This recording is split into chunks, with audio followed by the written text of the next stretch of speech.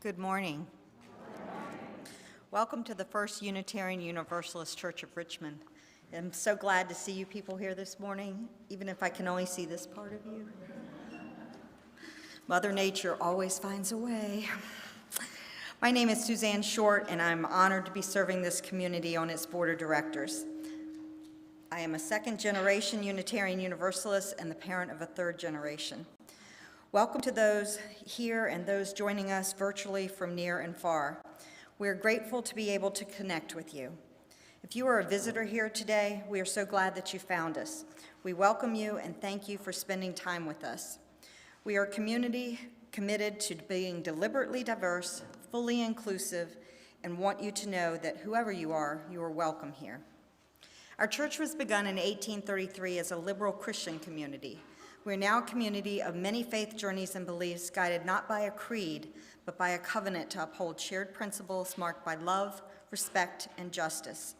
Our faith community continues to work together to put our UU principles and values into action and build beloved community and serve the purpose of justice for all in the Richmond community and beyond. We welcome you to live your principles with us as you continue your spiritual journey and join together with us in choosing to side with love. If you're a visitor here today or new to Unitarian Universalism and would like to learn more about our faith and community, we invite you to check out our website, join our Facebook group, and to reach out to us by email at membership@richmonduu.org. To stay informed about important news and the many activities occurring within our community, we encourage you members and visitors to arrive or tune in to our Sunday morning services 5 to 10 minutes early to catch the rolling announcements, and remember to check out the various editions of First News Weekly. As a reminder, please remember to put your mobile device on worship mode. Again, welcome to this joyful Sunday made sacred by all of us being together, worshiping and sharing our time with each other.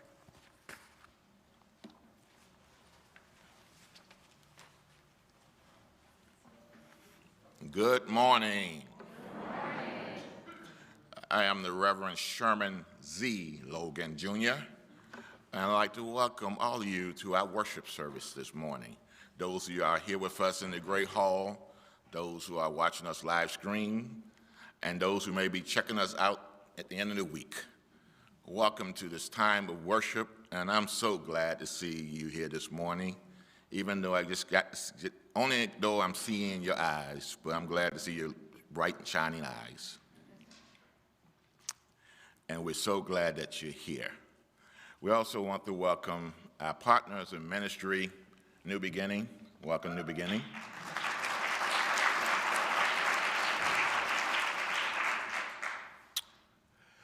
Beloved, as the COVID-19 community level for the Richmond metro area has once again risen to high, we are requiring that everyone inside the church wear a mask, and we're strongly recommending and encouraging that you all to be fully vaccinated as possible. Now, believe me, I realize that returning to mandatory masking is not what we want to do right now. It pains my heart to have to do that again. But for the health and safety for all the members of this church, our staff and visitors, it's our highest priority. Your safety is our highest priority. So thank you for your patience, understanding, and support as we continue to navigate the uncertainties of COVID-19. Now, if you are visiting with us today, as our honored guests, I'd like to extend a warm welcome to all of you. And it is customary here at First UU for our visitors, if you are comfortable, to tell us who you are and where you're from. So if you are comfortable to introduce yourself, our minister of the mic, Reverend Jamie, will come to you. So are there any visitors here this morning? Please raise your hands.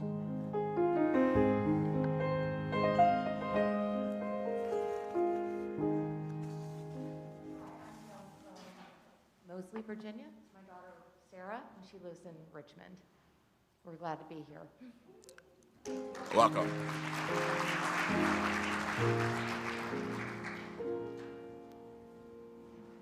Speak real. Hi, my name is Nadeem Ahmed. I'm visiting. I live locally. Welcome.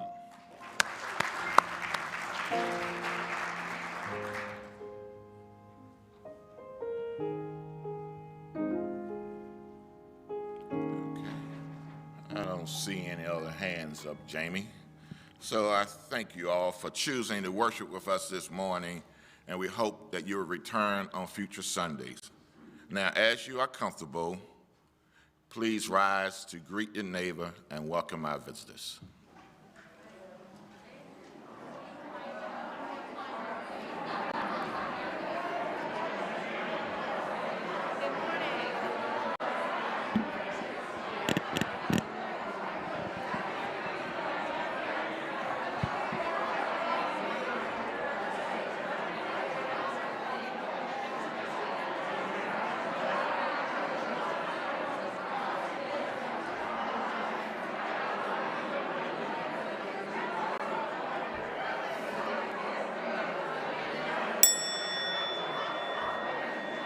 Sit down.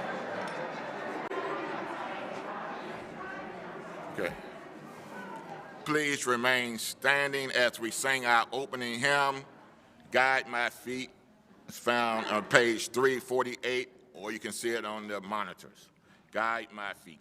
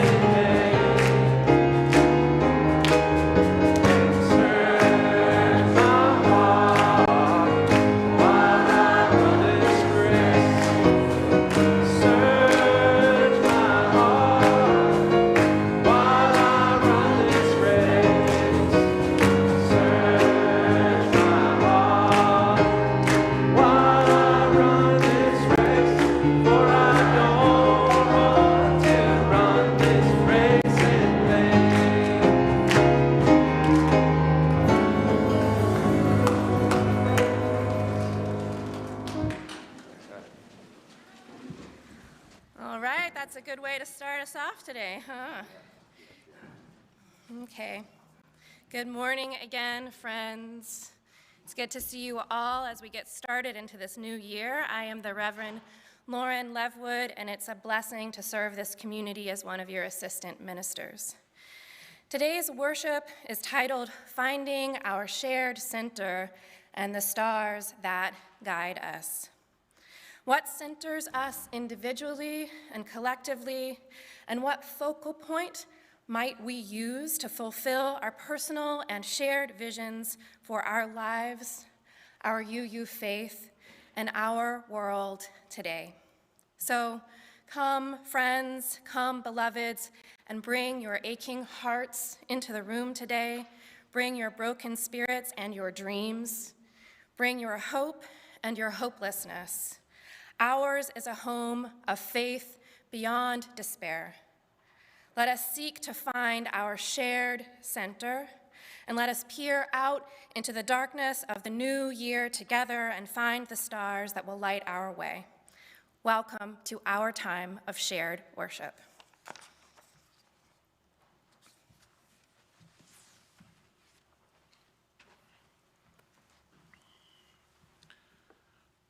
A Chalice Lightning reading this morning, Love is Our Great Purpose by J. Abernathy, Jr. We affirm that love is our great purpose. Accepting one another is the truest form of faithful living. We pledge our hearts, minds, and hands to challenge injustice with courage, to find hope in times of fear, and to live out our Unitarian Universalist values every day as a beloved community. Thus do we covenant with each other and with all that is sacred in life.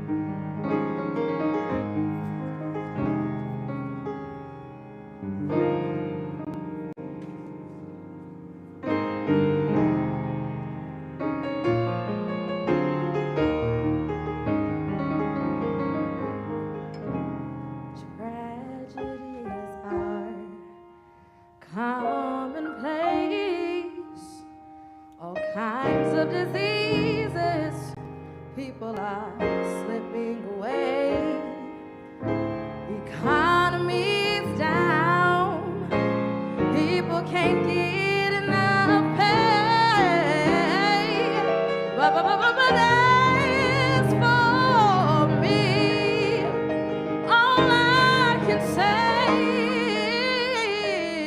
is thank you, Lord, for all you've done for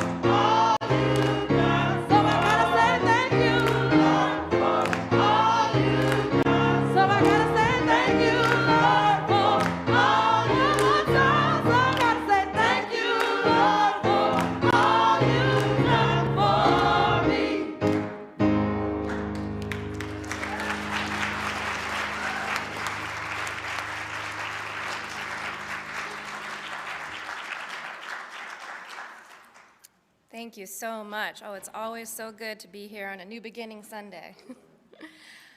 So we've come to our time of meditation together this morning, and I invite you to take a breath and get a little bit more comfortable now in your seat for a moment of guided meditation.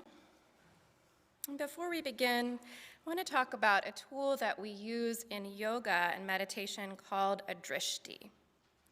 Drishti is a Sanskrit word that literally means gaze or vision, and it's a focal point that can help ground our bodies and our minds during yoga postures and meditation practices.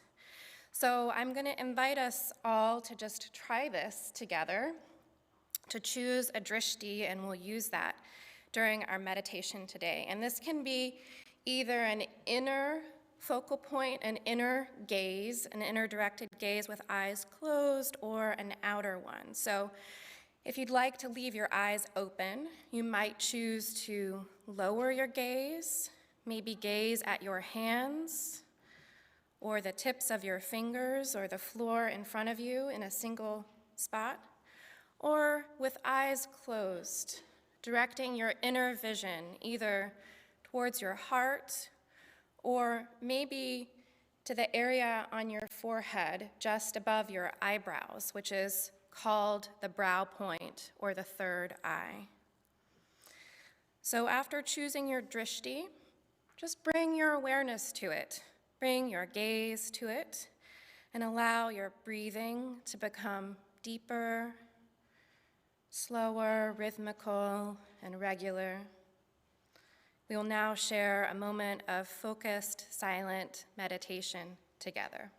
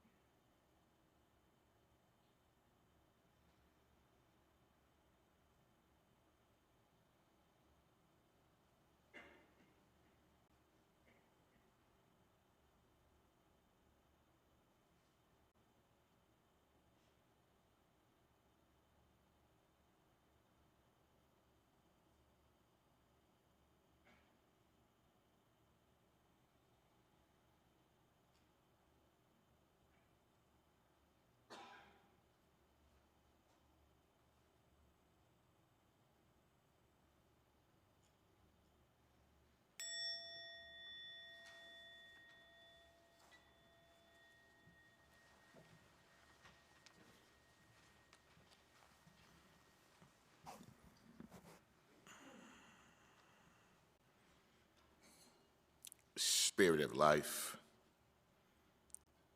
source, who is known to us by many ways, by so many names, even by no names and beyond naming.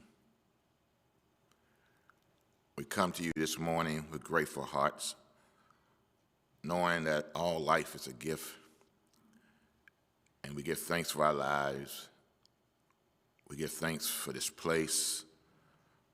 We give thanks for this community.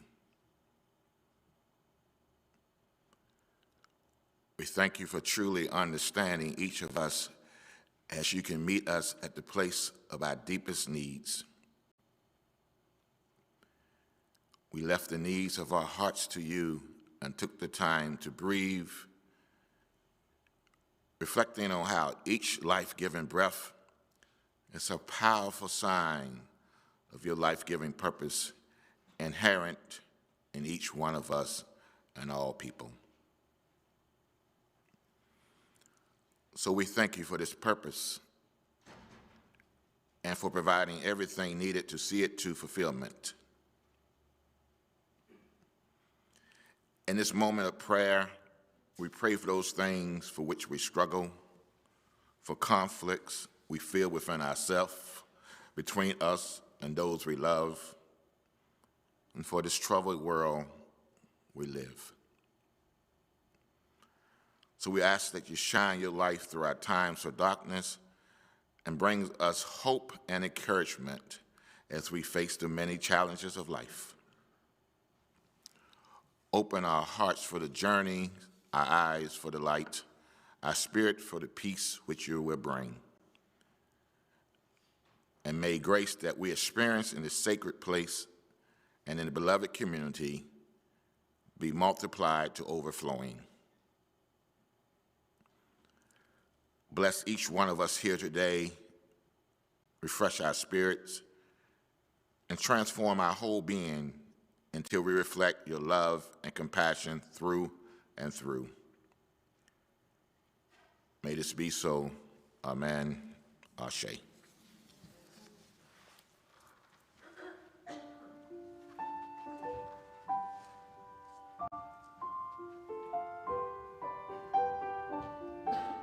This hymn is a round, so we'll sing it together once, and then we'll break up into groups.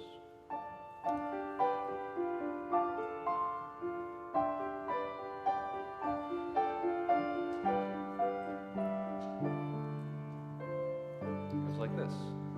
Open my heart to all that I see. Let me be part of the love you give. One more time together. Open my heart to all that I seek. Let me be part of the love you give. And as a round. Open my heart to all.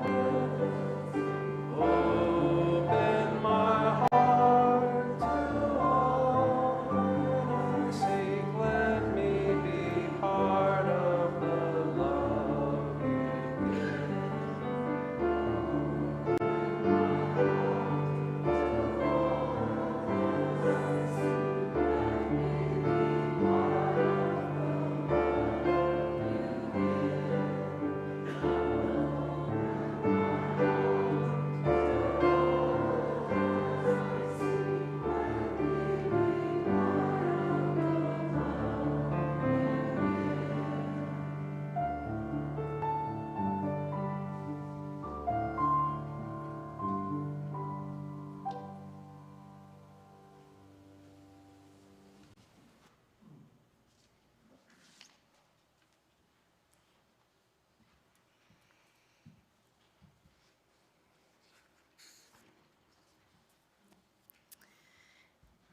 Our reading this morning is a poem by James Cruz.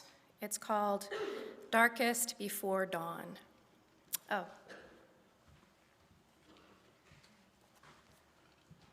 Maybe it's because my mom was a librarian, but I just wanted to show you the book that it came from, How to Love the World, Poems of Gratitude and Hope, and it's edited by James Cruz too. Maybe this would also sustain you in the new year.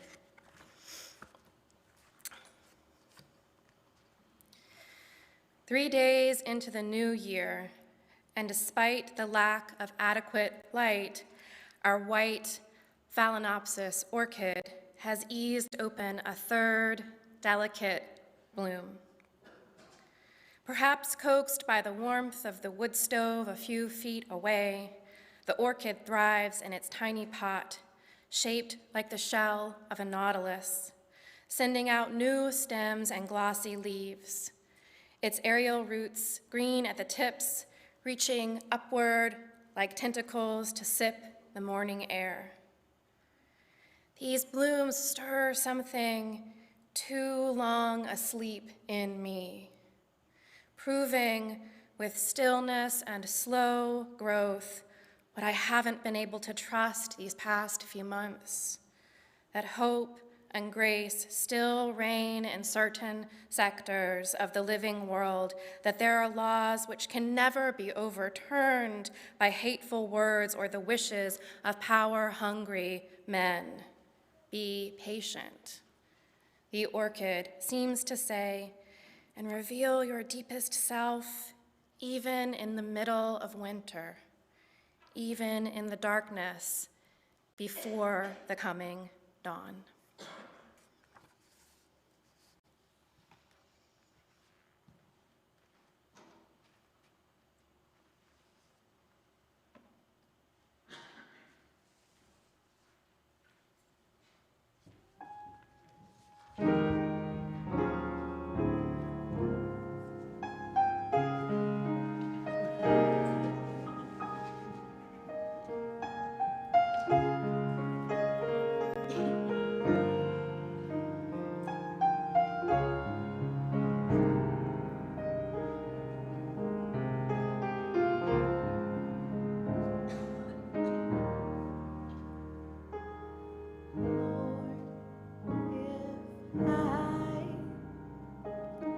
Find favor in your sight,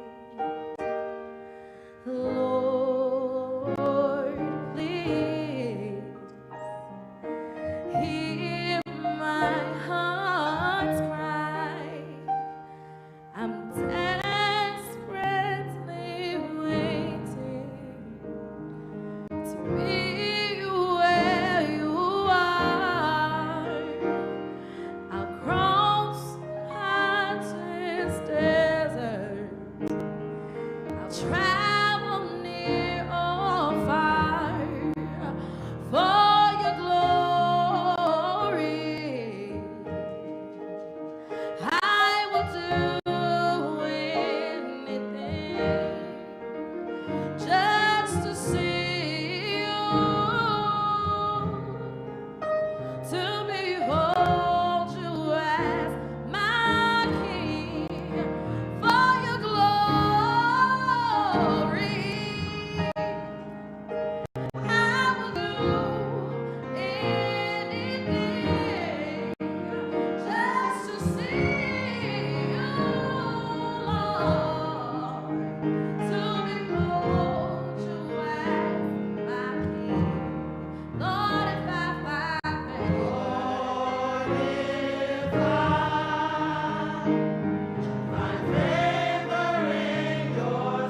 Lord, please love me.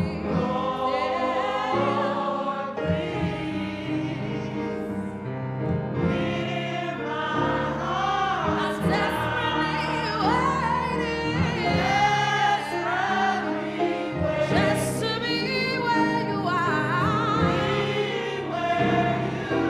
Cross the hottest desert,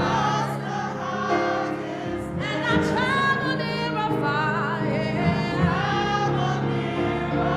for your glory. I will do anything, Lord, just to see you, to behold you as my King, for your glory. I will do anything.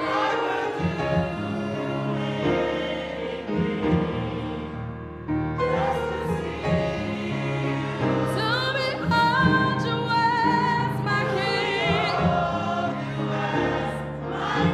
for your glory. I will do anything, Lord, just to see you, to behold you as my King. Wanna be where you are.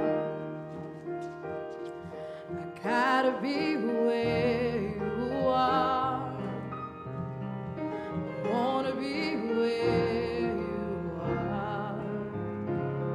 I gotta be where you are. Can you help me say I want?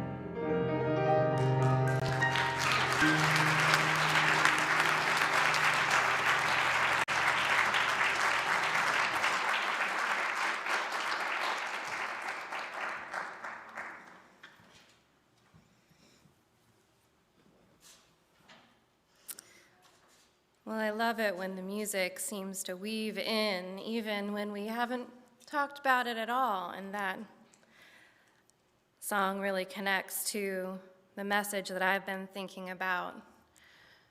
I would do anything to connect to that divine source or that source of integrity within me. What would we do? Would we do anything to connect with that spirit of love and let it be our guide? Be patient, the orchid seemed to say, and reveal yourself. Reveal yourself even in the middle of winter, even in the darkest of night, before the coming dawn, when we can't see the future ahead of us. Let us open ourselves to that beauty that we might dream into being. So I want to ask us, what lights our way through the darkness? What flashlight can shine into the depths of our souls to illuminate that which is most important, that we seek, to help us speak vulnerably, honestly, clearly, and bravely of our heart, of our community's truest longings? I'm asking, what covenants do we keep? And which ones are worthy of our keeping? What beliefs tug at our hearts strongly enough that we will keep our commitments to bringing them into being over and over again, because life is praxis? What grounds and unites us as Unitarian Universalist seekers, as human beings, as seekers of greater love, keepers of the dream of heaven here on earth, that we might bring more and more into being each day, each year? What lights our way forward as individuals and as a community when the nights are so long? Not just because it's winter, not just because it's the darkest time of year, but because swaths of humanity seem to be sleeping without dreaming. When many seem asleep to injustice, what lights up the night with dreams of a new dawn? What centers and guides us to care for one another, to tend our relationships, to speak with kindness, to listen with compassion, to lean in with tenderness, mercy, and grace, and a willingness to stay committed, even when it's hard, to our shared vision until that flower blooms. I quote, "There is something inside you that knows when you're in the center," Joseph Campbell said. And he said this in context of arguing for the benefits of following your bliss and seeing bliss as the North Star that keeps you on track. There is something inside you that knows when you're in the center, that knows when you're on beam or off the beam. And when we are on the beam, when we are following our bliss, and I mean real, life-affirming, holy bliss, not cheap instant gratification, but that deep, I know this in my bones to be true and worthy of my commitment, bliss. When we are on beam, when we are connected to our truest centers, there is an inner validation that is undeniable. And that inner knowing, that centeredness, instantly connects us to the universe and all of life, and life says yes. All life says yes. It's as if we are tracking true north to the inner North Star of our being and the world. Now, stars have been used to help voyagers for much of recorded human history. We are seekers, we are navigators, we are creators of new destinies. A couple days ago, on January 6th, there was the Christian holiday of Epiphany. Epiphany notably occurs 12 days after Christmas. It's where the 12 days of Christmas comes from. And it honors the wise ones who traveled long and far to visit Jesus and honor him as a baby, following yonder star, as the song and the story goes. In the biblical story, this star was known as the Star of Bethlehem.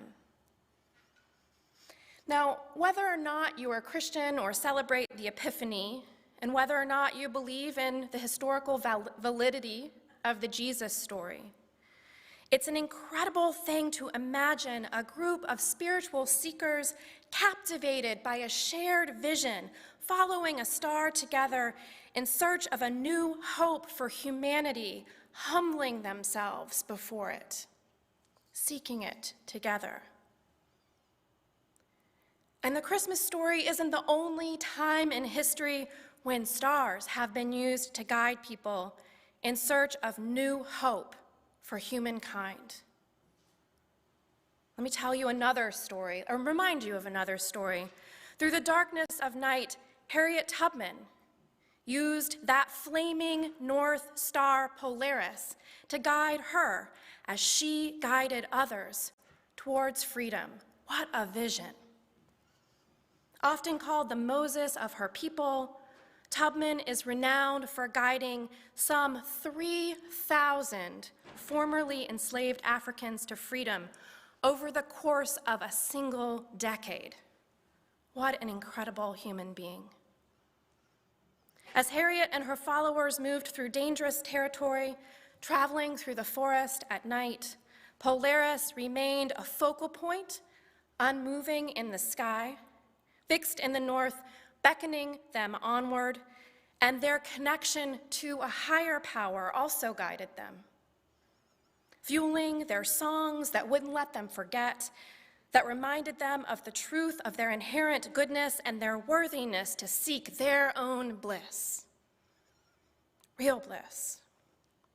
With a fixed vision and righteous determination, Harriet Tubman was nowhere if she wasn't on the beam, in the center, connected with her truest, deepest knowing, and connected with the wisdom of the universe and all that is, guiding her on in alignment.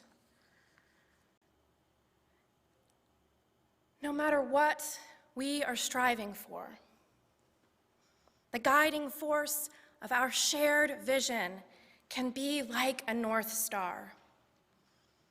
It can be like a lighthouse, beckoning us to our destination and steering us clear of rocks and danger as we chart our shared sea. To me, these stories of guiding stars remind me of the drishti, focal points that we used in our meditation earlier today.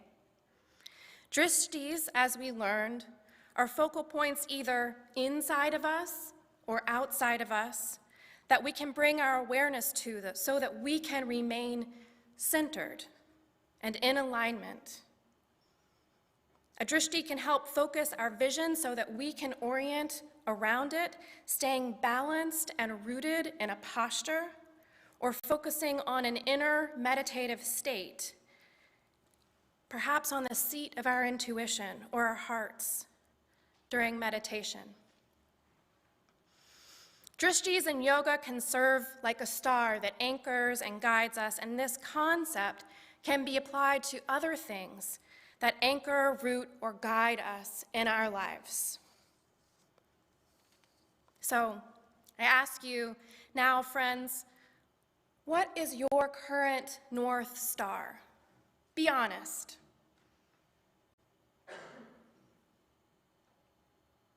What drishti have you been focusing on? Have we been focusing on? Be honest. Is that thing worth dedicating your spirit, your precious time, your life energy to? Unitarian Universalism is a covenantal faith and our principles are our promises. Quote, a covenant, a promise can only exist with intention and can only be kept alive with attention. A covenant, a promise, can only exist with intention and can only be kept alive with attention. This quote comes from our UUA in the book Unlocking the Power of Covenant. I invite you to close your eyes for a moment, if you will, and ask yourself, what does my heart long to covenant this year?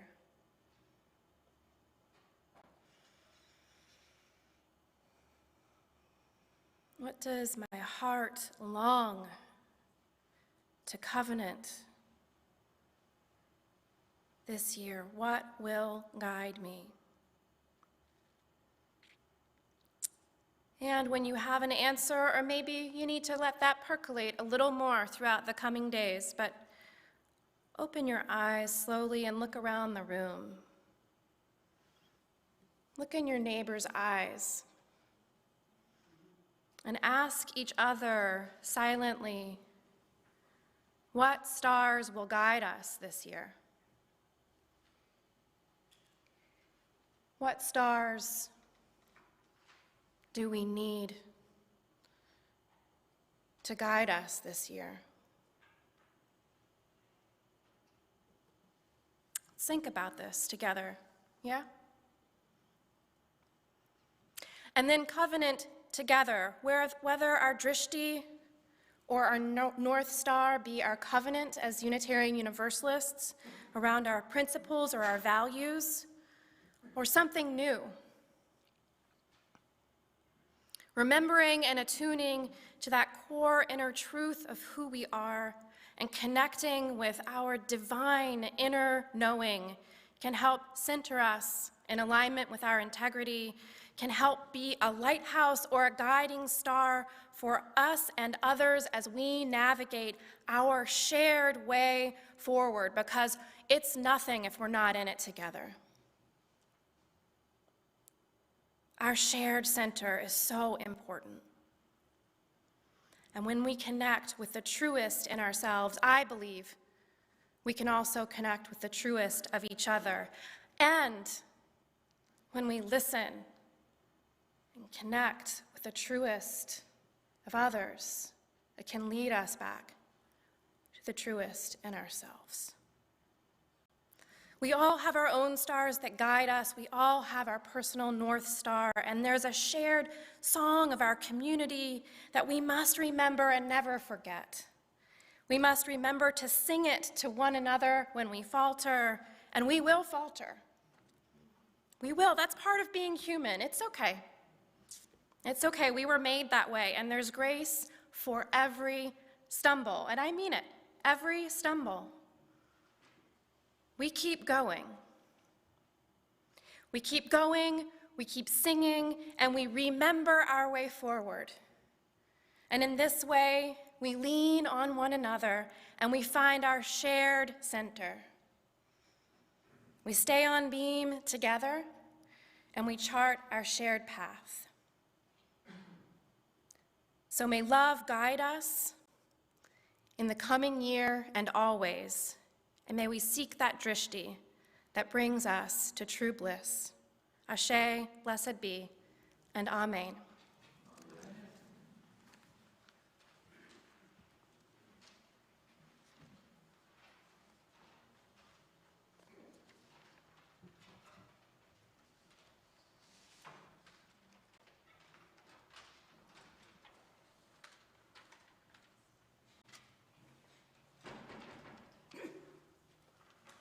Good morning. Happy New Year. And I should add, healthy New Year, because I'm pleased to report or to ask that our share of the plate goes to a group that many of you know as the Fan Free Clinic. Now, the Fan Free Clinic has changed its name to Health Brigade. Now, Health Brigade's mission is quite simple: to provide exceptional health services to those least served in our community. Now, they give many, many services, such as health services to those formerly incarcerated, HIV testing and linkage, STI testing and education, mental health and mental health services. Now, we know them especially to provide support in many ways to the LGBTQ community.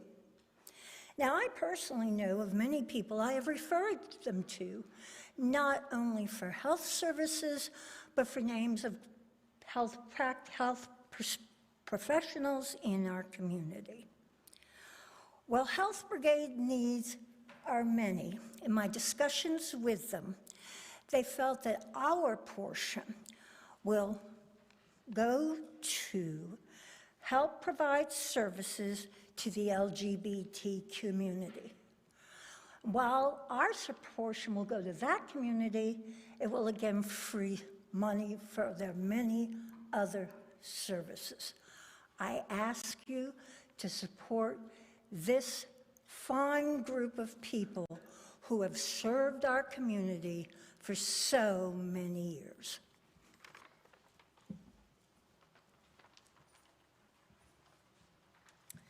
The ushers will now come around with baskets to collect your donations, and you can also look on the screen for other ways to give online and using your phone.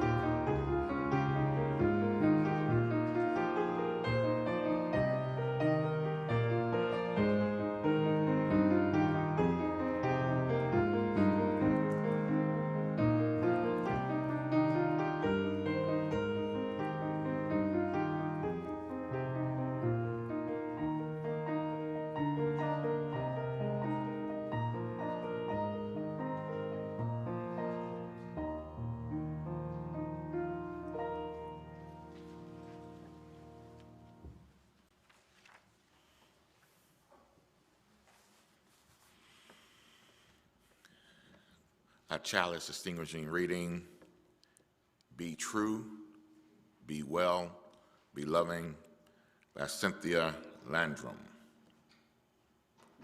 We leave this gathered community, but we don't leave our connections, our concerns, our care for each other, our service to each other, to the world, and who our faith continues. Until we are together again, friends, be strong, be well, be true, be loving.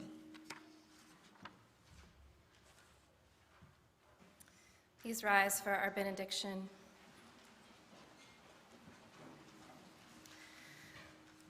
Friends, may you be blessed. May we be blessed in the coming days and months of this year. May we chart our course together, and may our hearts guide the way. Thank you for being here this morning, and may we take this love and this inspiration out into the world. Amen. And remain standing for our closing music.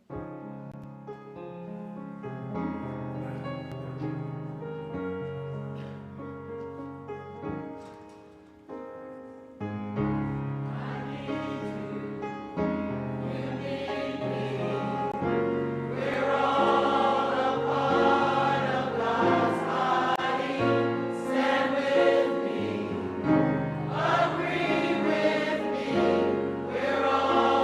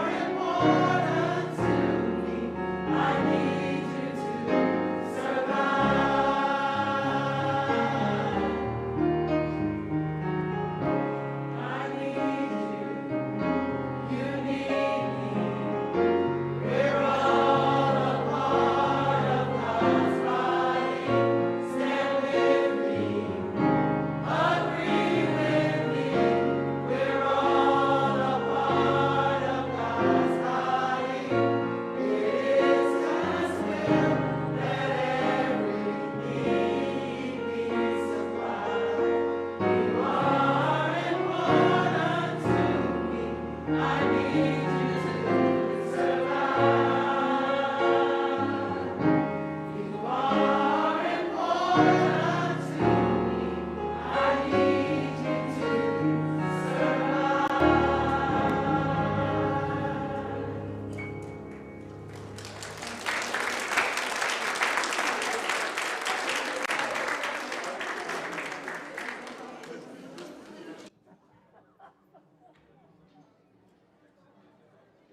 can't direct it.